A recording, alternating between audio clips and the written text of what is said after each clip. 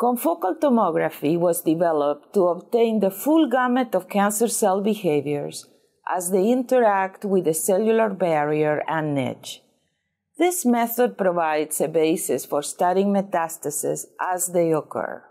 This approach is useful for quantifying live cell behavior. Confocal tomography, when combined with machine learning, is useful for a variety of organ-on-a-chip platforms.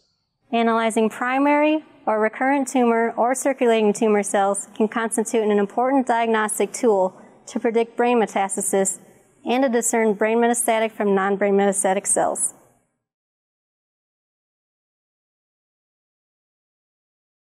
To assemble the microfluidic BBN device, transfer a device from the vacuum desiccator onto an appropriate surface with the inlets facing down, and place the entire setup into a plasma chamber.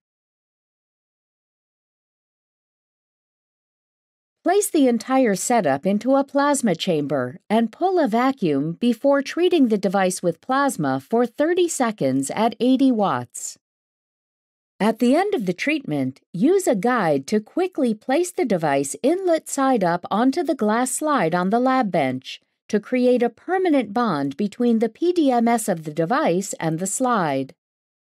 Next, insert 200 microliter pipette tips cut 2 millimeters from the tip into all of the inlets and outlets, and place the device into the plasma chamber for an 8-minute 200-watt plasma treatment.